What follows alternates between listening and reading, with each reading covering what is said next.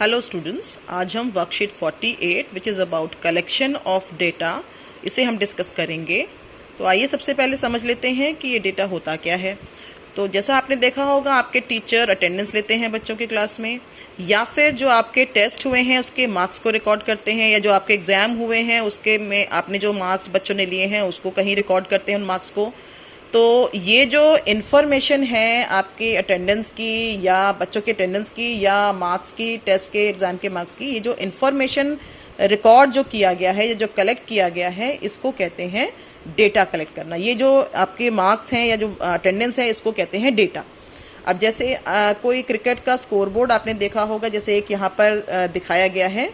यहाँ पर name of bowler, overs, maiden overs, runs given, wickets हैं।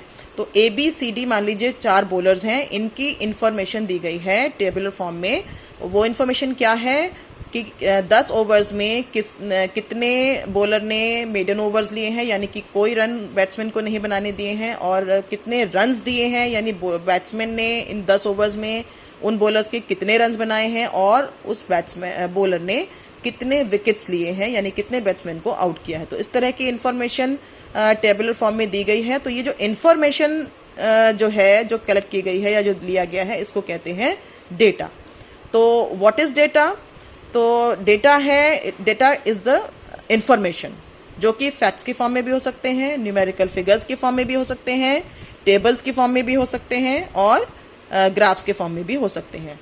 तो व्हाट इज़ डेटा?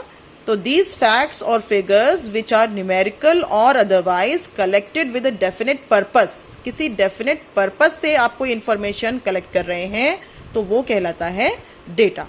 तो it means a data is a collection of numbers gathered to give some information। तो data किसी information को find करने के लिए, किसी इंफॉर्मेशन के रिगार्डिंग वो जो हमने कलेक्ट किया है, कोई चीज़, कोई फैक्ट्स या कुछ भी, तो उसको कहते हैं डेटा। तो और ये जो इन्फॉर्मेशन आपने कलेक्ट कर ली है, अब इसको आपने जो डेटा कलेक्ट कर लिया है, ये किसी पर्पस से किया है। तो अब वो जो इन्फॉर्मेशन हमें इस डेटा से चाहिए, वो हम उसको कैसे मतलब स्टडी करें। तो वो जो ब्रांच ऑफ मैथमेटिक्स इससे डील करती है, जो जिसमें स्टडी किया जाता है इस डेटा को, उसे कहते हैं स्टैटिस्टिक्स। तो ये तो हो गया data and collection of data. अब इसी पर हम थोड़ा समझ लेते हैं कि जो कलेक्शन ऑफ डेटा या डेटा है, इसमें किस तरह के होते हैं, ये कितने तरह के होते हैं।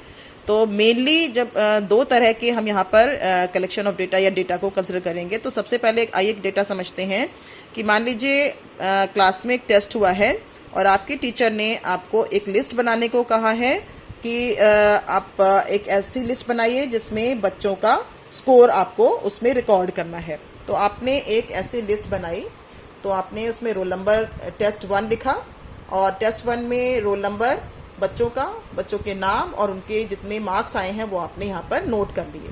मान लीजिए आपकी क्लास में 40 बच्चे हैं, तो आपने 40 रोल नंबर लिख लिए, उनके बच्चों के नाम और उन बच्चों के रोल नंबर। तो यहाँ पर आपने डायरेक्ट सोर्स से ये इन्फॉर्मेशन ली है और उसको आपने यहाँ पर रिकॉर्ड किया है। तो इस तरह का जो आपने इन्फॉर्मेशन कलेक्ट किया है, जो डेटा कलेक्ट किया है, जो डायरेक्ट सोर्स से लिया गया है, वो कहलाता है प्राइमरी डेटा।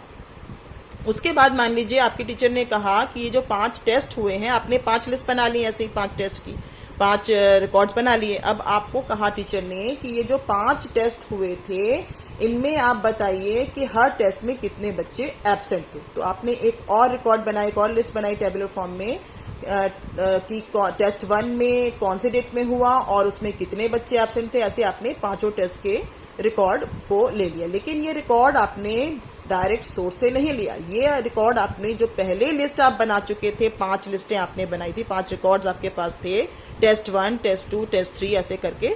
तो उस लिस्ट से आपने ये वाली लिस्ट प्रिपेयर की है कि टेस्ट 1 में कितने बच्चे एब्सेंट थे, टेस्ट 2 में कितने थे, इस तरह से टेस्ट 5 में कितने बच्चे एब्सेंट थे।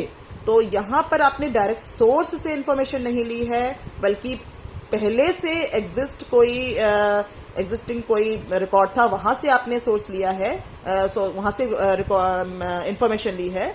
तो इस तरह के जो आपने कलेक्ट किया है डेटा, इसे कहते हैं सेकेंडरी डेटा।